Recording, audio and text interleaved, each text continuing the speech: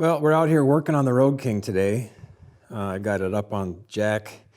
As you can see, something else is hogging the lift at the moment. So we're doing a fan-assisted oil cooler install. And I think this is a really worthy upgrade on the 114 motor. Once I get the fan in, it does require an ECU flash. They have to go into the computer and tell it has a fan now. And Harley will do that for about a half an hour at labor, or about 55 bucks. Here's the oil cooler. And if you look at the oiling diagram, oil pump goes to a diverter. The oil that goes through the oil cooler is then pumped up to the heads. It should drop, overall, it should drop my temperatures by about 30 degrees, I think. I think this is a really worthwhile upgrade for the 114 engine. I think these things run a little bit warm, especially, even here in Minnesota in August when it's over 100 degrees out. I really think these things get a little hot. Now I actually stopped by the Harley dealership here and inquired whether this modification will avoid any warranties. Now, one thing that I really like about Harley is that they still allow you to do some work on these bikes. Some companies, any sort of modification completely voids your warranty. Harley still lets you do some stuff, I should say, without voiding any powertrain warranties. If something goes wrong with the new oil cooler that I'm about to put in, they probably won't cover that, but it won't void anything else. Most of the parts you get from Harley do come with instructions, and these are pretty good instructions. It tells you torque specifications, the whole 9 yards. The instructions also say that you have to drop the exhaust, and I think disconnect the motor mount and everything like that. I really don't think that's going to be necessary. Pretty much just going to be able to do this. So, all right, well, yeah, it's a nice Sunday today. Nice day to work on the bike. I'll take it for a hack after this. So this guy just pulls off.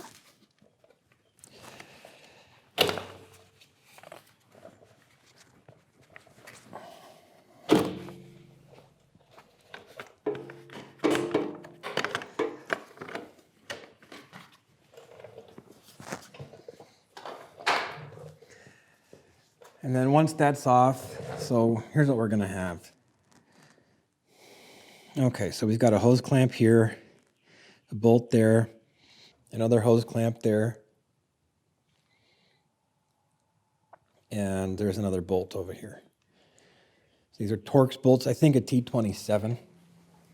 I'll correct myself if I'm wrong, but I think these are a T27. We're gonna start with the hoses while the cooler is mounted in the frame here. These are crimp-on style hose clamps, so you're gonna have to get something underneath there and break it open. There it goes. Okay, nice.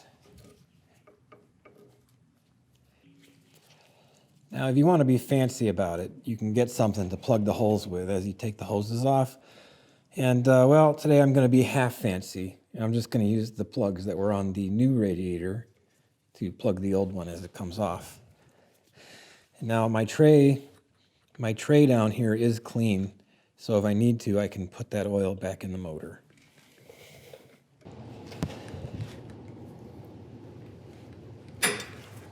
Okay. Nice.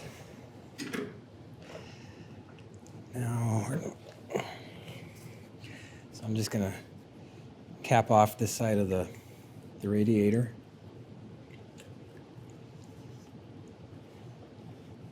Oops, wrong cap.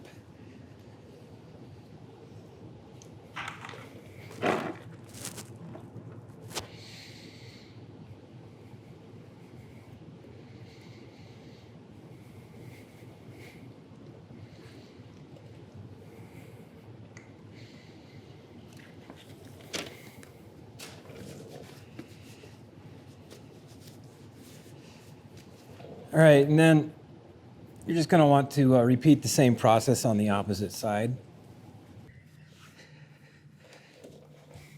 So the bolt that's behind here, right there, it will go a lot easier if you have a 1/4-inch drive socket for that. And it is Loctited in, so just be prepared for that. Now the reason that it's easier with a 1/4-inch drive is because right here off the frame slider, you only have a couple inches of clearance. So if you have a smaller tool, you're gonna have a lot easier time with it. And it is a T27. Just wanted you to see that it is blue Loctite. So we'll be putting fresh blue Loctite on when I put this back together.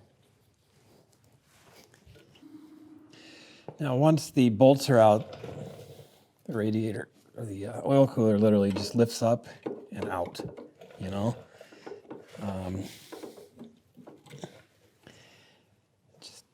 There's just a clip that goes into a slot. Okay, let's take a look at what you get in the kit here with this. So, of course, you get your oil cooler with the fan on it. They give you brand new hoses, although this bike is not even a year old, so I'll probably just reuse the existing hoses. Hose clamps with grommets, and then of course the instructions. Okay, we're gonna put the new oil cooler on. Now, the Molex connector, it's just a 2-pin Molex dry pack connector, and it's just right there on the front of the frame. So just make sure you get that plugged in after the new oil cooler goes on. And don't forget to put your hose clamps on.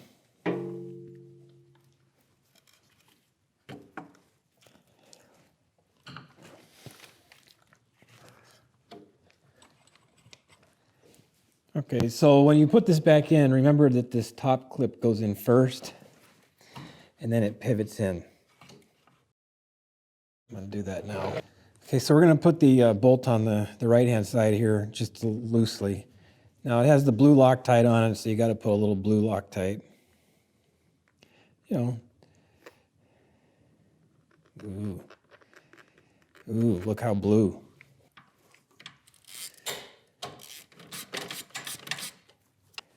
Okay, so I think it's really important to follow manufacturer's torque specs on motorcycles. That's all motorcycles, not just Harleys. I think it's a really important thing. So I got a pretty cool torque wrench here. The Harley wants these torqued to 100 inch-pounds. Thanks for the old torque wrench, Dad. This thing's probably older than I am.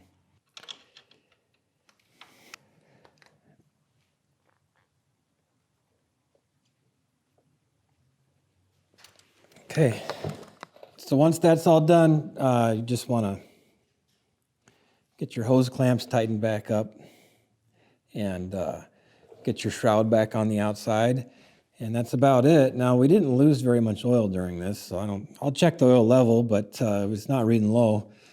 Probably won't have to add anything to it. So yeah, that's it. We're just about done. So after this, I'll probably start it up and go for a ride. On your shroud, don't forget to pull off the old little rubber grommets because you got new ones on the new radiator. So don't forget to pull those off. Once it's back together, you're going to want to start it up. Check for leaks. I just ran it for a few minutes here and yeah, no leaks. There is a method to test the fan if you have one of these fan-assisted oil coolers. And if I remember correctly, it's like ignition on and off 3 times, and then ignition on, engine off, wide open throttle, something like that. I'm probably wrong because I can't remember what the hell it is.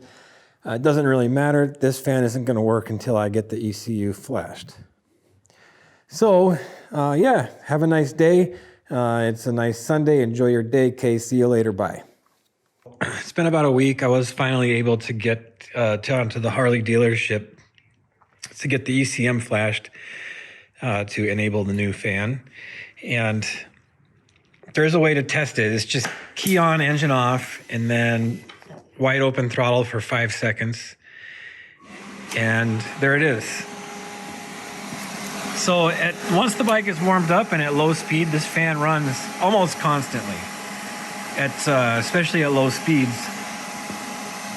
And it might sound loud on the video, but it's really a quiet fan.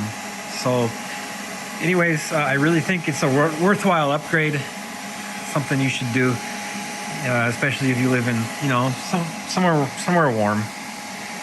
So anyways, time for me to go for a ride today. It's too nice out.